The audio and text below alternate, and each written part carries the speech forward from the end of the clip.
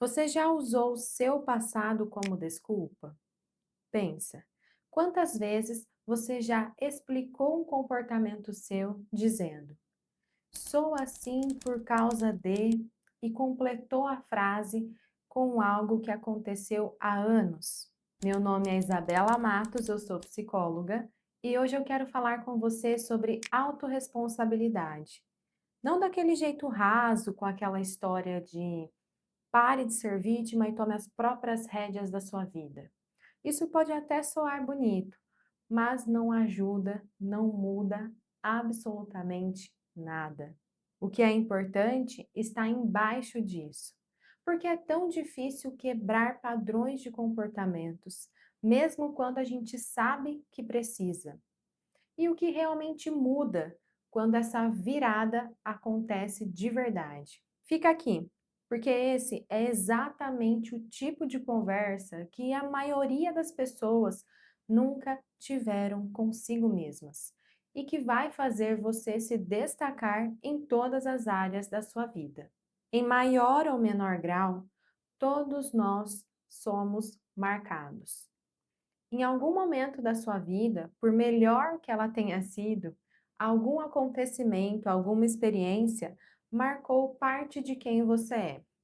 Ninguém saiu ileso. E isso não é frase de autoajuda. Isso é um fato.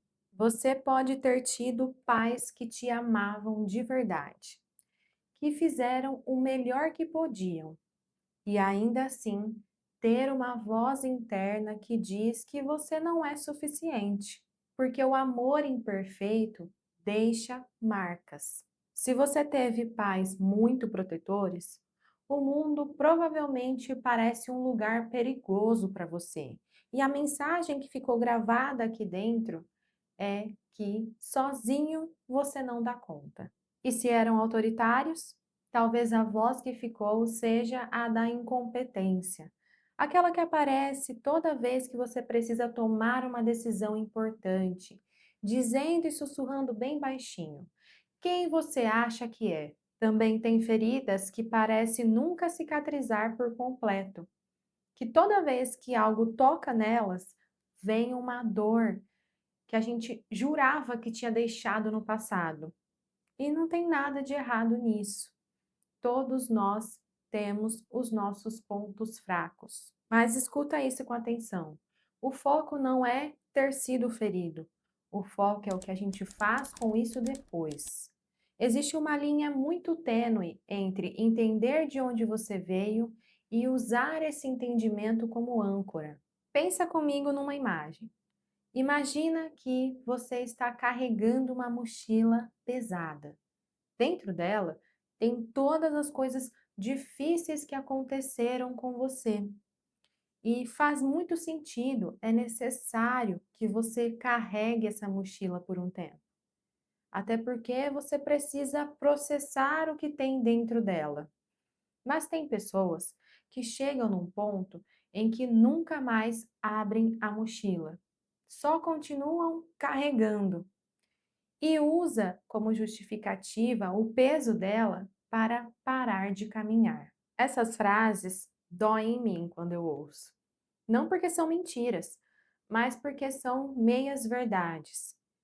E meias verdades são as coisas mais perigosas que existem, porque você usa parte real da história, a dor que aconteceu de verdade, para justificar uma parte que você pode mudar. E essa zona onde você fica repetindo os padrões que te machucam, muitas pessoas chamam de zona de conforto, mas eu acho esse nome completamente errado, porque repetir padrões pode te dar muitas coisas: previsibilidade, familiaridade, a falsa sensação de controle. Mas conforto, definitivamente, ela não te dá de verdade. E sabe por que é tão difícil assumir a responsabilidade sobre a própria vida? Porque, no fundo, responsabilidade parece culpa. Se eu admitir que eu tenho um papel ativo sobre o que aconteceu comigo, significa que eu falhei, significa que eu deveria ter feito diferente antes. E essa sensação é insuportável. É mais fácil atribuir tudo ao passado, às circunstâncias, às pessoas, do que sentar com o desconforto de se olhar no espelho. Às vezes achamos mais seguro continuar no sofrimento conhecido do que confiar numa felicidade que ainda não sabemos se merecemos. O medo do desconhecido fica tão grande que ficar aonde dói parece a opção mais segura. Não a melhor, a mais segura. E existe uma diferença gigantesca entre essas duas coisas. E eu não estou dizendo que as coisas que aconteceram com você não importam. Elas importam, importam muito. Lembra, o foco está entre observar a diferença em entender de onde você veio e usar como âncora esse entendimento para te impedir de seguir em frente. Mas não dá para falar sobre autorresponsabilidade sem falar na responsabilidade com o outro. O termo autorresponsabilidade pode nos enganar, achando que as nossas ações, os nossos comportamentos são responsabilidades nossas e só vão afetar nós mesmos. Porém, a verdade é que quando você se permite repetir padrões autodestrutivos, você acaba arrastando pessoas que estão em sua volta. Pessoas que te amam, pessoas que você ama, e acaba provocando nelas o mesmo sofrimento que um dia te traumatizou. Você já deve ter ouvido aquela frase: o seu direito termina onde o direito do outro começa. Nesse caso, o seu direito de sofrer termina aonde começa o direito do outro de ser feliz. E tem uma coisa ainda mais difícil de ouvir. Algumas pessoas dizem: eu não recebi amor, então eu não sei amar, como se isso as tornassem menos responsáveis pelos seus próprios erros. Mas é exatamente o contrário. Quem já sentiu a dor de ser traído, de ser abandonado, de ser tratado com indiferença? Essa pessoa sabe melhor do que ninguém o que o outro vai sentir se ela fizer o mesmo. Então ela carrega uma responsabilidade ainda maior de não repassar a dor para outra pessoa. A experiência da dor não te exime, ela te informa. E informação exige escolha. E agora eu quero te falar sobre a única coisa que, na minha experiência, realmente pode mudar alguma coisa de dentro para fora. Não é uma técnica, não é uma lista de 5 passos, não é um hábito matinal. É uma virada interna, uma mudança de pergunta. Pare de se perguntar: por que isso acontece comigo? E comece a se perguntar: o que eu faço com o que me acontece? Parece simples, mas na prática é difícil, é trabalhoso, é transformador. A primeira pergunta te coloca como objeto da história, alguém que simplesmente recebe o que o mundo mandar. A segunda te coloca como sujeito, alguém que, independente do que lhe foi dado, decide o que fazer a seguir. E eu quero te deixar muito claro: isso não é uma narrativa de herói que supera tudo. Se você quiser, você consegue. Dito de uma maneira irresponsável, porque tem muita coisa na vida que não está no nosso controle, mas muitas coisas. A mudança não é sair de vítima para herói. Essa narrativa é simplista e ela faz mais mal do que bem. A mudança é sair da passividade para a autoria da sua resposta, das suas escolhas, da pessoa que você está dia a dia decidindo ser. E autorresponsabilidade, antes de força, é humildade. Porque o primeiro passo não é agir, é enxergar. É se sentar com o que é desconfortável e olhar para ele com honestidade, sem se punir, mas também sem se esquivar.